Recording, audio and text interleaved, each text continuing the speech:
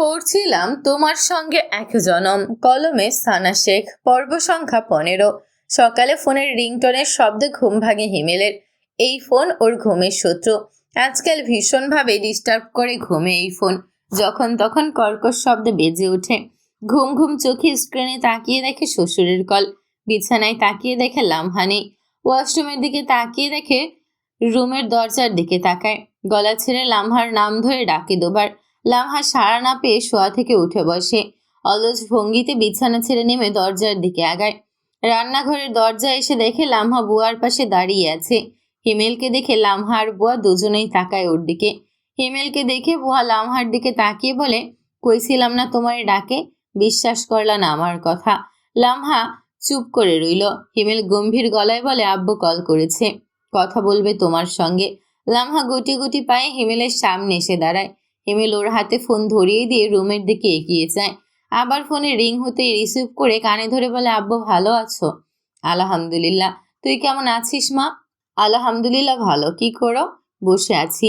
তুই কি করছিস? কিছু করি না। আম্মু কোথায়? আমার পাশেই। আম্মুর কাছে দাও। লাবিব ইসলাম স্ত্রীর কাছে দেন ফোন। লামহা মায়ের সঙ্গে কথা বলতে বলতে ফুপিয়ে ওঠে। মেয়ের কান্না শুনে তানহা বেগমে কেঁদে ফেলেন। লাবিব ইসলাম স্ত্রীর হাত থেকে ফোন নিজের হাতে নেন। কানে ধরে বলেন, লামহা। লামহা জড়ানো গলায় বলে, বলো আব্বু। ওই শয়তানকে পুলিশে ধরে নিয়ে গেছে গত রাতে। কার কথা বলছো? কবির। কবিরের নাম শুনতেই লামহার কান্না থেমে যায়। নাক টেনে বলে, কিসের জন্য ধরেছে?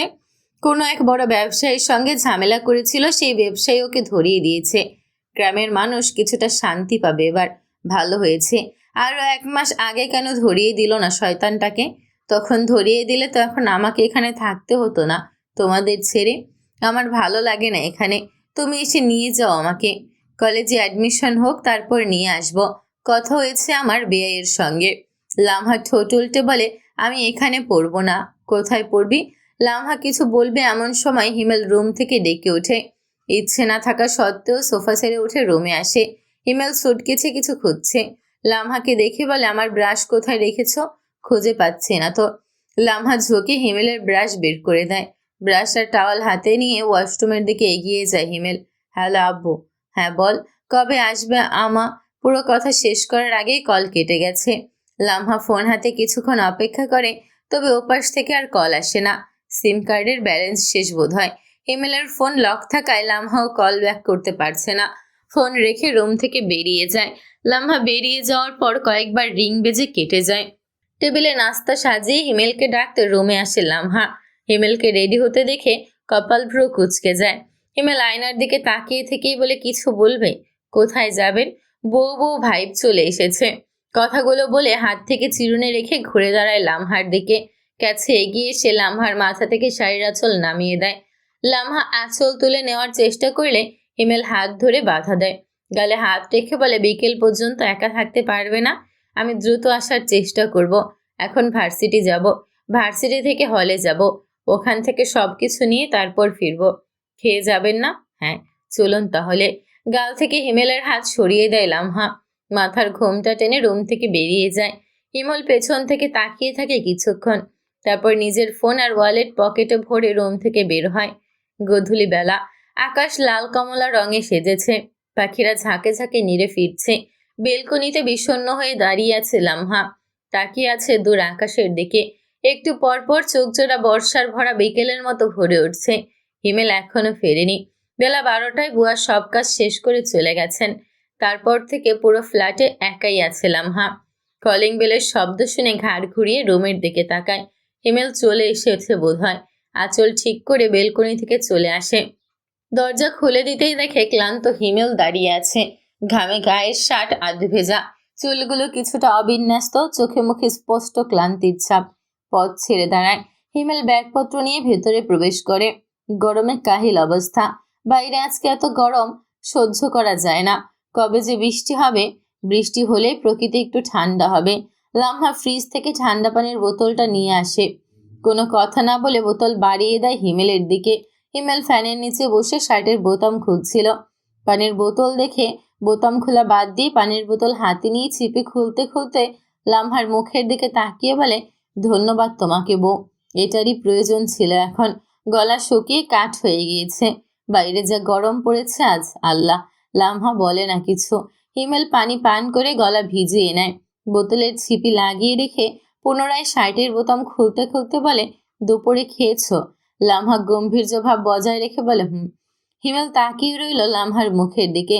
লামহা অস্বস্তিতে এদিক ওদিক তাকায়। হিমেল তবুও দৃষ্টি না সরালে লামহা সরে যায় হিমেলের পাশ থেকে। ওর হার্টবিট বেড়ে গেছে। বুকের ভেতর জোরে জোরে শব্দ হচ্ছে। এইটুকু সময়ের মধ্যে হাত পা কাঁপতে শুরু করেছে। হিমেল ঘাড় ঘুরিয়ে লামহার দিকে তাকিয়ে রইল।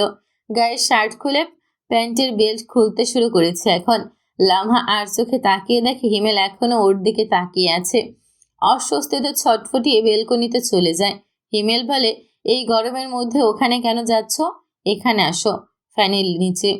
লামহা চুপ থাকে। হিমেল আবার পানি পান করে বসা থেকে উঠে বেলকনিতে আসে। পেছনে হিমেলের অস্তিত্ব টের পেয়ে ফিরে তাকায় লামহা। নিজের পেছনে ঠিক 1 হাত দূরত্বে উদম হয়ে হিমেলকে দাঁড়িয়ে থাকতে দেখে দ্রুত সোজা হয়ে দাঁড়ায়। হার্টবিট আগের চেয়েও দ্রুত গতিতে ছুটে চলেছে এবার। হাত পায়ের কম্পন বেড়েছে। বুকের কম্পন বাড়ার সঙ্গে সঙ্গে লামহা দূরত্ব বাড়ায় দুজনের মধ্যে। তবে সেই দূরত্ব ঘুচিয়ে আরো নিকটে আসে হিমেল। লামহা নিজেকে সামলানোর চেষ্টা করে, তবে কেন যেন পারছে না। সব কেমন এলোমেলো হয়ে যাচ্ছে। ও নিজের সব কথা হারিয়ে ফেলেছে। মুখ দিয়ে শব্দ বের হচ্ছে না। রুমে চলো, এখানে গরম। লামহা পাশ কাটিয়ে যাওয়ার চেষ্টা করতেই হিমেলের শক্তপোক্ত উদম বুকের সঙ্গে ধাক্কা খায়। চোখ তুলে হিমেলের মুখের দিকে তাকাতেই হিমেল ওর চোখে চোখ রেখে গভীর স্বরে বলে, হঠাৎ ঝগড়া না করে এমন পালাই পালাই কেন? লামহা দ্রুত দৃষ্টি সরিয়ে নিয়ে হিমেলকে পাশ কাটিয়ে রুমে চলে যায়। হিমেল বেলকনিতেই দাঁড়িয়ে রইল। কিয়ৎক্ষণ পর রুমে ফিরে আসে। পুরো রুমে নজর বুলিয়ে দেখে লামহা রুমে নেই। চুলে হাত বুলাতে বুলাতে বিড়বিড় করে, পুতুলটার হঠাৎ হলোটা কি? উপরের দিকে একবার তাকিয়ে রুমের চারদিকে নজর বুলায় আবার। ফ্ল্যাটে জিনভূত টুত আছে নাকি? একা একা থাকায় জিনভূতের আছর করলো নাকি? রুম থেকে বেরিয়ে ড্রয়িং রুমে আসে লামহার নাম ধরে ডাকতে ডাকতে। লামহা সোফায় বসে আছে। হিমেল অবাক হয়ে বলে, সত্যি সত্যি তোমাকে জিনভূতে ধরেছে নাকি? এই গরমের মধ্যে এখানে বসে আছো কেন, ফ্যান অফ রেখে? লামহা কটমট করে তাকিয়ে বলে, আমার চিন্তা আপনাকে করতে হবে না। আপনি গোসল করে আসুন।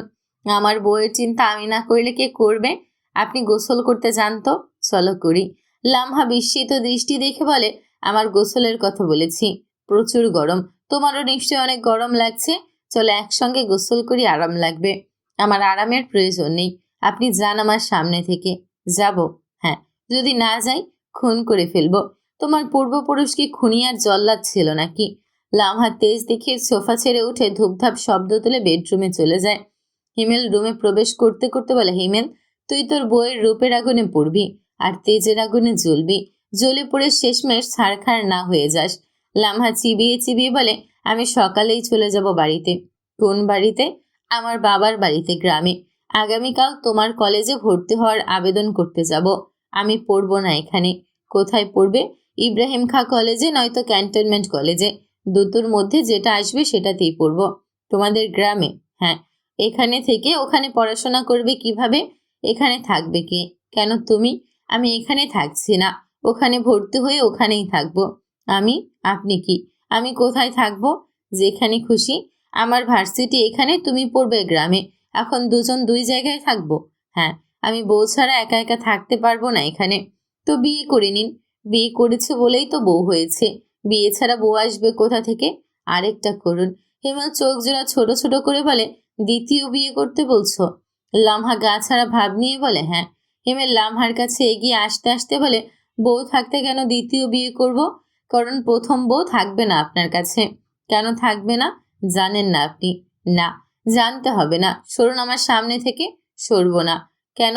হিমেল চোখে মুখে দুষ্টুমির হাসি ফুটিয়ে ভ্রু নাচিয়ে বলে, পুতুলের মতো মিষ্টি বউকে আদর করব। লামহা পেছন থেকে বালিশ হাতে নিয়ে দুজনের সামনে ঢাল হিসেবে ধরে বলে, একদম আমার কাছে আসবেন না। কাছে না আসলে আদর করব কিভাবে? আর আদর না করলে বাবা হব কিভাবে? হিমেলের কথা শুনে লামহার কান গরম হয়ে ওঠে। গালে লাল আভা ছড়িয়ে পড়েছে। চোখ গরম করে বলে, অসভ্য নির্লজ্জ বেশরম লোক, আমাকে একদম উল্টাপাল্টা কিছু বলবেন না। দুনিয়ার সব পুরুষ তার বউয়ের কাছে অসভ্য নির্লজ্জ বেশরম। আমার শ্বশুর মশাইও জীবনেও না। জি, সে অসভ্য নির্লজ্জ বেশরম না হলে তোমার জন্ম হতো না। লামহা হাতের বালিশ দিয়ে হিমেলকে মারতে শুরু করে। হিমেল লামহাকে থামানোর চেষ্টা করতে করতে বলে, জামাই মারা মোটেও সোয়াবের কাজ নয়, দ্রুত এই কাজ বন্ধ করো। থামে না লামহা। কাড়াকাড়ি করে লামহার হাত থেকে বালিশ ছিনিয়ে নেয় হিমেল। লামহা পেছাতে গিয়ে বিছানায় পড়ে যায় চিত হয়ে। হিমেল বালিশ রেখে লামহার উপর ঝুঁকে পড়ে লামহার দুই দিকে হাত রেখে। লজ্জায় আড়ষ্ট হয় ষোড়শী কন্যা। শাড়ির আঁচল দিয়ে মুখ ঢেকে ফেলে দ্রুত বুক ওঠানামা করছে, ঘন ঘন শ্বাস পড়ছে। হিমেল কিছুক্ষণ তাকিয়ে থেকে লামহার মুখের ওপর থেকে শাড়ির আঁচল সরিয়ে নেয়। লামহা দুই হাতে মুখ ঢেকে ফেলে আবার। হিমেলের গরম শ্বাস আছড়ে পড়ছে ওর হাত দুটোর উপর। হৃদস্পন্দনের গতি অস্বাভাবিক। হিমেল ঘড়ি লাগার স্বরে ডাকে, লামহা। লামহা সাড়া দেয় না।